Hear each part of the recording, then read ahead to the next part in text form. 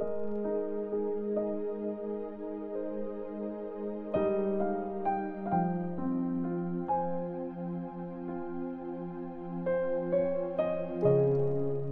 chapter 7.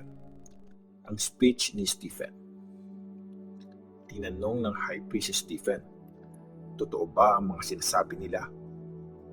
Sumagot si Stephen, mga kapatid at mga magulang, pakinggan niyo ako. Nagpakita ang dakilang Diyos sa ancestor nating si Abraham nung nasa Mesopotamia pa siya, bago siya tumira sa Haran. Sinabi sa kanya ng Diyos, iwan mo ang bayan mo at mga kamag-anak mo. Pumunta ka sa lugar na ipapakita ko sa iyo. Kaya iniwanan niya ang bayan niya at tumira sa Haran.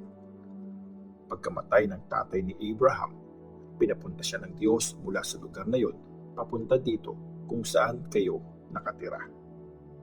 Hindi pa binigyan ng Diyos si Abraham ng kahit nakapirasong lupa dito, pero nangako ang Diyos na ibibigay niya ito sa kanya at sa mga anak at apo niya para maging pag-aari nila.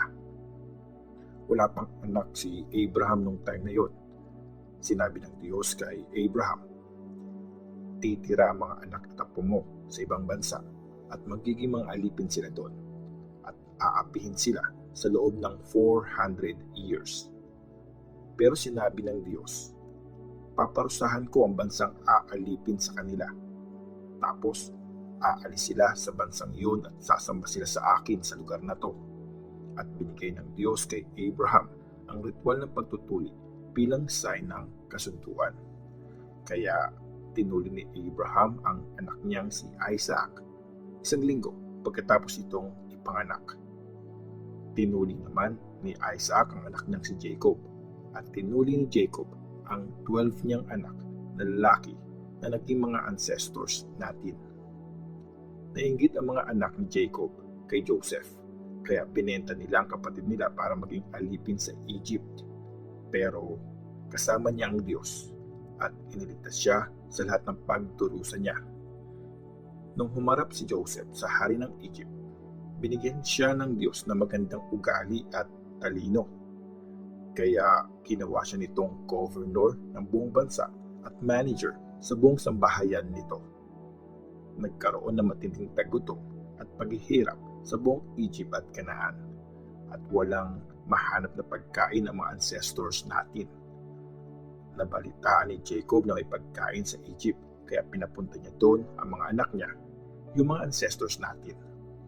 Ito yung first time na pumunta sila sa Egypt. Nung pangalawang punta nila, nagpakilala na si Joseph sa mga kapatid niya. Nalaman ng hari ng Egypt ang tungkol sa pamilya ni Joseph. So, pinatawag ni Joseph ang tatay niyang si Jacob at lahat ng kamag-anak nila para pumunta sa Egypt. 75 na tao silang lahat. Pumunta nga si Jacob sa Egypt at doon na siya namatay, pati ang mga anak niya.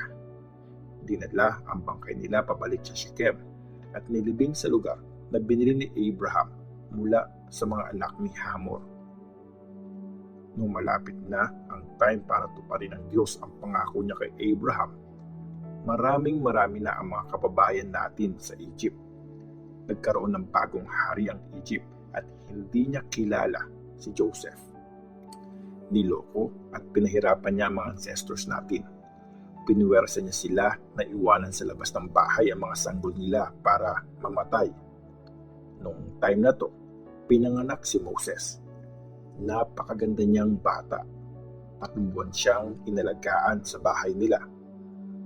Nung napilitan na silang ilabas ang bata, nakita siya at inampon ng anak na babae ng hari. Pinalaki niya ito na parang sarili niyang anak. Tinuro kay Moses ang lahat ng galing at talino ng mga Egyptians at naging makapangyarihan siya sa salita at sa gawa. Nung 40 years old na siya, naisipan niyang dalawin ang mga kababayan niyang taga-Israel para makita kung paano sila tinatrato. Nakita ni Moses na inaapi ng isang Egyptian ang isa sa mga kababayan niya, kaya pinagtanggol niya ito at pinatay ang Egyptian. Inisip niya na maiintindihan ng mga kababayan niya Nagkagamitin siya ng Diyos para iligtas sila. Pero hindi nila ito naintindihan. Kinabukasan, may nakita siyang dalawang Israelites na nag-aaway. Sinubukan niya silang kausapin para magkaayos sila. Sinabi niya, "Bakit kayo nag-aaway? Diba? Pareho kayong Israelite." Pero tinulak siya ng lalaking nang aapi sa kapwa niya at sinabi, "Sinong nag-appoint sa'yo para maging leader at judge namin? Gusto mo rin ba akong patayin gaya ng ginawa mo sa Egyptian kahapon?"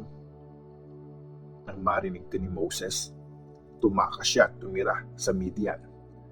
Doon nagkaroon siya ng 2 anak na lalaki. Pagkalipas ng 40 years, nagpakita kay Moses ang isang angel galing sa isang nag-aapoy na halaman sa desyertong malapit sa Mount Sinai. Na-amaze si Moses sa nakita niya, kaya nilapitan niya to para tingnang mabuti. Narinig niya ang boses ng Panginoon, "Ako ang Diyos ng mga ancestors mo, ang Diyos ni Abraham, Isaac at Jacob." Nanginig sa takot si Moses kaya hindi man lang siya naglakas loob na tumingin. Sinabi ng Panginoon sa kanya, "Alisin mo ang sandals mo kasi banal ang lugar kung saan ka nakatayo ngayon. Nakita ko mismo ang paghihirap ng bayan ko sa Egypt. Narinig ko ang mga daing nila. Bumaba ako para iligtas sila. Ngayon, ipapadala kita sa Egypt." Si Moses ang nireject ng mga tao nung sabihin nilang, "Sinong nag-appoint sa'yo para maging leader namin at judge?" Siya ang pinadala ng Diyos para mamuno sa mga tao at palayain sila sa tulong ng angel na nagpakita sa kanya mula sa nag-aapoy na halaman. Nilid sila ni Moses palabas ng Egypt. Gumawa siya ng mga himala at nakakabilib na bagay sa Egypt, sa Red Sea at sa desert sa loob ng 40 years. Ito yung Moses na nagsabi sa mga taga-Israel, "Magpapadala ang Diyos sa inyo ng isang prophet mula sa lahi nyo, gaya ng pagpapadala niya sa akin." Si Moses ang kasama ng mga Israelites sa desert at ng angel na nakausap niya sa Mount Sinai. Siya ang tumanggap ng mga nagbibigay buhay na mensahe ng Diyos para ibigay sa atin. Pero ayaw siyang sundin ng mga ancestors natin. Pinaliwala nila si Moses at ginusto pa nilang bumalik sa Egypt. Sinabi nila kay Aaron, "Gawan mo kami ng mga Diyos na maglilid sa amin."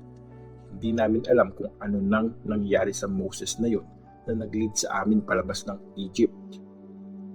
Kaya gumawa sila ng Diyos-Diyosan na hugis baka. Nag-offer sila doon ng sacrifice at nagsaya sila para i-honor ang Diyos-Diyosang ginawa nila. Dahil dito, tinakwil sila ng Diyos at hinayaan silang sambahin ang mga stars sa langit, gaya na nakasulat sa libro ng mga prophets. Mga taga-Israel, hindi para sa akin yung mga pinatay at inalay niyong mga hayop sa loob ng 40 years na nasa desert kayo. Binitbit niyo yung tent ng Diyos-Diyosan niyong si Molech at dinala niyo yung star ng Diyos-Diyosan niyong si Rephan. Ito ang mga ginawa niyo para sambahin. Kaya ngayon, papadala ko kayong mga bihag sa lugar na mas malayo pa sa Babylon. Nasa mga ancestors natin ang tent na ginamit sa pagsamba sa Diyos nung nasa desert sila.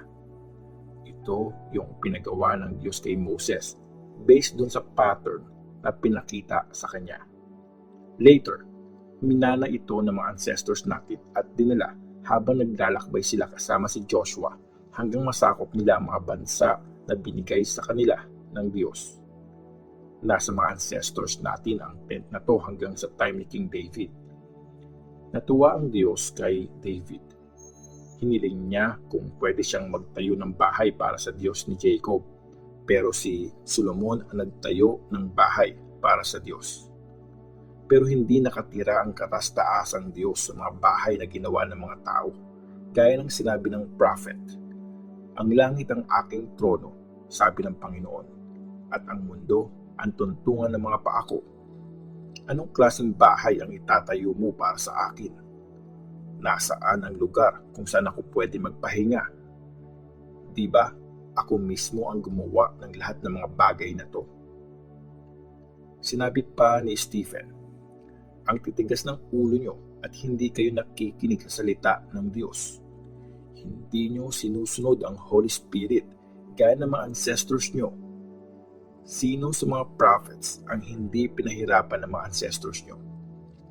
Pinatay nila yung mga nag-announce tungkol sa pagdating ng matuwid na lingkod. At ngayon, tinraidor nyo siya at pinatay. Kayo ang tumanggap ng batas ng Diyos na dinala ng mga angels, pero di nyo ito sinunod. Pinagbabato si Stephen. Nang marinig ng mga members ng council ang mga sinabi ni Stephen, nanggigil sila sa sobrang galit. Pero si Stephen, puno siya ng Holy Spirit.